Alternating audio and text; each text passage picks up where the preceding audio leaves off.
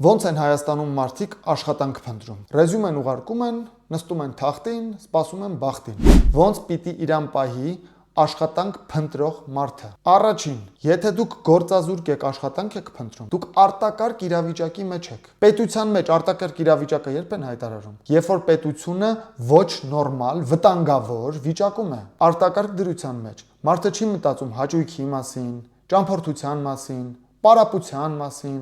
համով ուտելու մասին, տաք հագնվելու մասին։ Միակ բանը, որի մասին մարդը մտածում է արտակարգ դրության ժամանակ,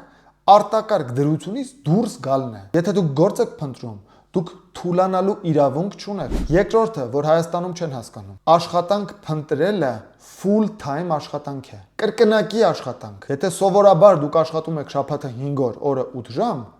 աշխատանք փնտրելիս դուք պիտի աշխատեք շաբաթը 7 օր, օրը 18 ժամ։ Երրորդ, աշխատանք փնտրել նշանակում է որակավորման անընդհատ բարձրացում։ Ամեն օր դուք պետք է բարձրացնեք ձեր որակավորումը, պարապեք, աշխատեք, որ դառնաք մի աստիճանով ավելի լավ մասնագետ։ Եթե դուք չունեք աշխատանք եւ գործատուները հերթ չեն կանգնել, որ ձեզ աշխատանք տան, ապա դուք ունեք որակավորման խնդիր։ Ուղիղ ասած, դուք վատ մասնագետ եք։ Ոչ թե շուկան է մեղավոր, պետությունն է մեղավոր, ժամանակն է մեղավոր։ Դուք եք մեղավոր, հատկապես ազատ աշխարհում, երբ ձեր գործատուն կարող է լինել ոչ թե ձեր քաղաքի, ձեր փողոցի ֆիրման, այլ աշխարհի ֆիրման։ Աշխարհի ցանկացած կետից ձեզ կարող են աշխատանքի տեղավորել մասնագիտությունների զգալի մասում։ Չորրորդը, աշխատանք փնտրել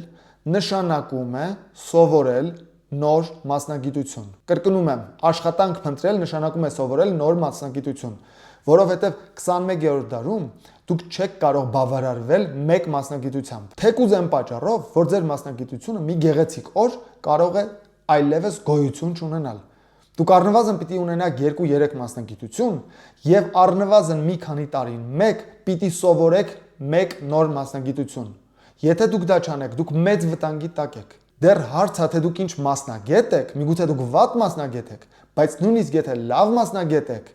լինելով լավ մասնագետ դուք կարող եք աշխատանքը կորցնել, որովհետև ձեր մասնագիտությունը կարող է մեռնել։ 5-րդ, եթե դուք 1 ամսից ավել փնտրում եք աշխատանք եւ դեռ չեք գտե աշխատանք, դուք պարտավոր եք գոնե օրական 4-5 ժամվա ռեժիմով աշխատել եւ անել ցանկացած աշխատանք։ Չկա որևէ աշխատանք, որը անելը լինի այնքան ամոթ, որ ավելի ամոթ լինի, քան մի ամսից ավել աշխատանք չունենալը։ Աշխարհի ամենանվաստացուցիչ աշխատանքը պակաս նվաստացուցիչ է, քան ձեր աշխատանք չունենալը։ Ամենանվաստ մարդը այն մարդն է, որը ունի աշխատանքի կարիք եւ չունի աշխատանք։ 6-րդ, եթե դուք աշխատանք եք փնտրում, դուք պարտավոր եք գնալ ձեր պոտենցիալ գործատուի մոտ աշխատել անվճար։ Եթե դուք համոզված եք, որ աշխարհն է մեղավոր, որ դուք աշխատանք չունեք, գործատունն է մեղավոր, որ դուք աշխատանք չունեք, դուք լավն եք, իրանք չեն գնահատում, որ դուք լավն եք, գնացեք ցանկացած գործատուի, որին հավանում եք, մտեք տնօրենի մոտ, ասեք, որ դուք պատրաստ եք 3 օր, 4 օր, մի շաբաթ, 2 շաբաթ անվճար աշխատել։ Աշխատեք անվճար, ապացուցեք ձեր գործատուին, որ դուք այդքան լավն եք, ինչքան դուք մտածում եք, եւ վստահ եղեք, որ դուք դրանից հետո ձեր աշխատանքը կստանաք։ Ավելի լավ է ռիսկի ենթարկել ձեր ժամանակը, որը ոչինչ չարժի, քանի դեռ դուք աշխատանք եք փնտրում, եւ աշխատել անվճար, քան սպասել, թե երբ են ձեզ զանգելու եւ հրավիրելու հարցազրույց։ Քանի դեռ դուք աշխատանք չունեք, դուք պարտավոր եք ամեն առավոտ արթնանալ ժամը 8-ին եւ աշխատել մինչեւ գիշերվա 12-ը։ Եվ 12-ին քնել, որ հաջորդ առավոտը նույնպես նորից արթնանաք ժամը 8-ին եւ նորից աշխատեք։ Եվ այդ ռեժիմով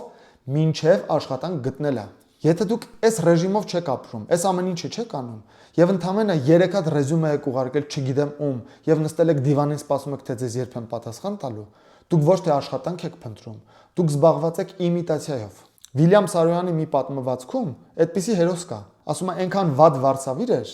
որ ավելի վատ էր կտրում, քան եթե ասում է գնացքի գծերի ցենկոն վարսավիրների դպրոց կար։ Եթե ես ասում եմ գնայ վարսավիրների դպրոցում կտրեի մազերս, ավելի լավ կկտրեին անվճար։ Ինքը ավելի վատ էր կտրում։ Ասում է դա ինքը իրական չէր ուզում աշխատել, ուղղակի որ տնեցիկ վրան չխոսեն, սալոնը բացել էր իբր թե վարսավիրություն էր անում։ Այդ դուք Վիլյամ Սարոյանի հերոսն եք։ Դուք չեք ուզում աշխատեք, իմիտացիա եք անում։ Եթե բավարարվում եք ռեզյումե ուղարկելով եւ դիվանին նստած սպասելով։ Եթե դուք աշխատանք փնտրելու ընթացքում 10 անգամ ավելի շատ չեք հոգնում, քան աշխատանքի ընդունվելուց հետո, ուրեմն դուք զբաղված եք աշխատանք փնտրելու իմիտացիայով։ Ճանաչում եք այս տեսակ մարդկանց։ Այս վիդեոն տարեք մցրեք այդ մարդկանց աչքը։ Թող իմանան իրանք ով են։